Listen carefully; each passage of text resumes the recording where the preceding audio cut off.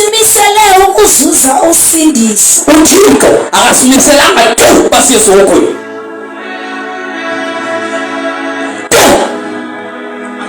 Akhona omnye umuntu uThixo ammisela uba ahamba esihogweni. Kodwa usimisela uba sonke sizuze usindiso.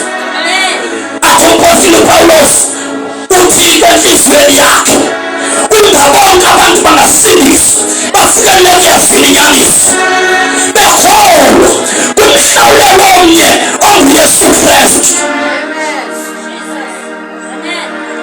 Phila njengomuntu onibelomyeni zilungise makoti niyingubo enkulu emhlophe engenalo ibali engenamibiko ngoba uYesu yeza kuzela ibandla elingenamibiko elingenamabala elingahleliyo eligcwalise ukholo eligcwalise uthando nangamandla kaMoya Oyingcwele. Verse 10 siyathandaza. Usimisele ukuzuza usindiso. Yes. Hayo inkosi yethu Yesu Kristu. Yes. Owasifelayo. Yes. Ukuze lokuba sihleli. Yes. Lokuba silele. Yes. Sidle ubomi kwakunye naye. Ngicela ubaleke kwiZithilelo chapter 4 verse 1 only sithandaza. Nokuba sihleli uThixo xa ethetha njengoba enjalo yena nathi lo mhlaba sikwanjalo. Njengoba engcwele nathi singcwele. Njengoba nothando nathi sinothando. Ngoba uThixo phambi kokuba ihlabathi wasinikela ukuba sibengcwele.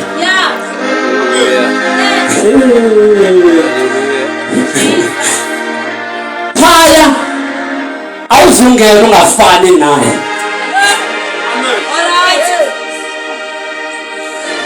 Fana naye. Makazikhophele kuwe ufane naye. Njengoba enjalo nawe yiba njalo apha emhlabeni.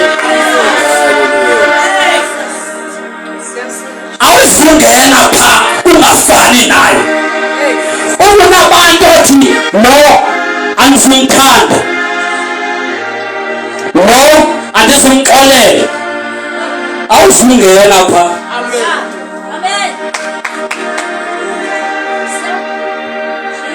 Ndithanda into eyi-1 ngemva nganemali yakho emhlabeni kodwa phaa ngena ngamali. Uthi uYesu ndilindlela ndimuboni ndiminyaniso akho namnye oya kubawe ngayo ingam. Ndithanda into ethi uthi zininzi iindawo zokuhlala uba bengenjalo ngengakhange ndimxelele. Uthi xa iqhubeka ndimke ndiyomlungiselela. Nawe ke ongekakholwa indawo yakho isalungiswa. Yiza ungene logama kusalungiswayo. Ngoba ixilongo lizokhala, ibandla lizoqina, iziganeko zenzekayo, into yokusetyenziswa kwe-digital order ehlabathini lonke. Loo nto ichaza uba u-Antichrist sele ready ukuthatha over the world. Kodwa kusalungisa umakoti. Makoti lunga. Lunga makoti. Lunga makoti. Bandla likaKristu lunga. Funda sis verse 1 chapter 4 Revelation. Siyathandaza. Kulanda wothanda bazalwane. Uthi Paul xa ebhala ibandla lase-Efeso chapter 2 verse 14. Ngokuba uKristu uruqobo lwethu. Awukwazi ukuthanda umuntu unganaxolo nawe. Awukwazi ukuthanda umuntu ungenaxolo naye. Funeka kuqala ucela uThixo ukuba uKristu andele enhliziyweni yakho, ube nenkolo kunye nawe, ube sewukholela loo mntu onengxaki kunye naye, ube sewuqala mthanda. Kulaa ndawo yokholo asikholwa kwinto esizibonayo kodwa sikholwa kudaba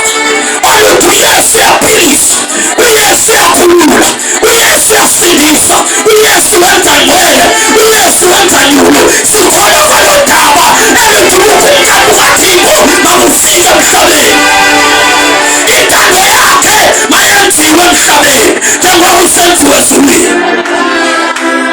Umlingelosi singalali ubusuku nobusuku uthi azimane zivuka phambi kwakhe sithi ungcwele, sithi ungcwele, sithi uyaphila, sithi uyintethe. Ibandla lofika icala ukwenza loo nto. Phila njengomuntu olindele umyeni. Funda verse 1 sesithandaza. Verse 1. Yes. Emva koko ndabona nango umnyango uvulekile emazulwini.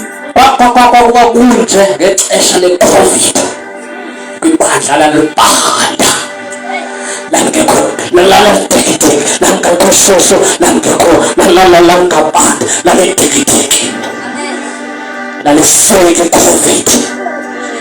Amen. Praise the Lord. Uthathika kuwo njengoba ungekho shushu, njengoba ungabandi, njengoba udekideki zakaba. Uyakwali ngakhe awukholwa uyahleba udekideki zakuhlanza. Uthi chapter 4 verse 1 emveni kokuhlanzwa kwelo bandla uthini funda sisi? Emva koko ndabona nango umnyango uvulekile emazulwini. Ndabona umnyango uvulekile emazulwini emveni kokuhlanzwa kwebandla. Uthi uPaul kwincwadi kwabaseTesalonike chapter 2 akazuhla uKristu azodlula ibandla phambi kokuba kube khona ukuwa kwabaninzi. Amen.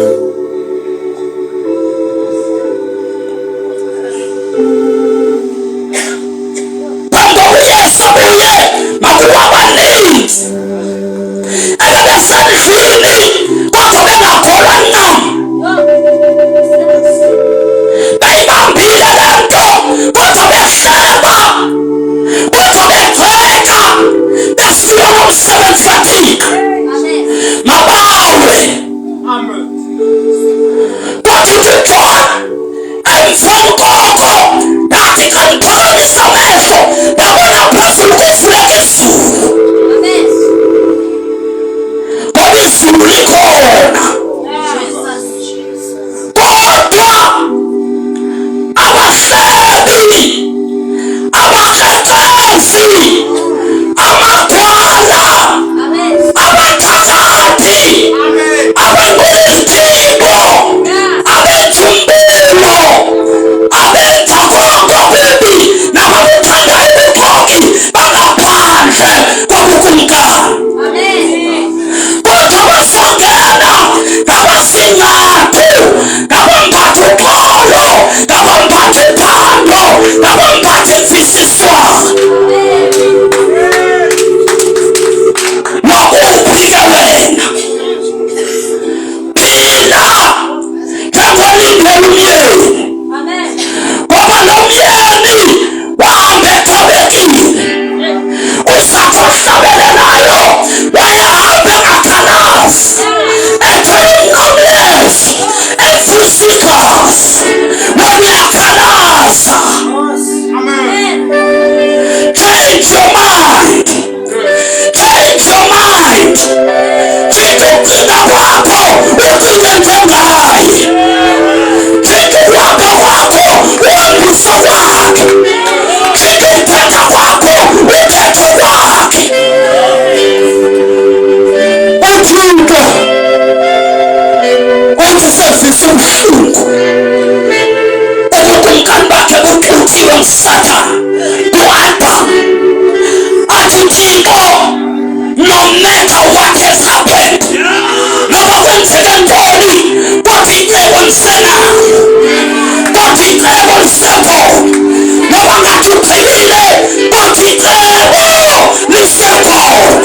Kulo lonke usuku ndithi noba kwenzekeni in your life, kodwa uYesu usesekhoneni. Come to him nento zakho.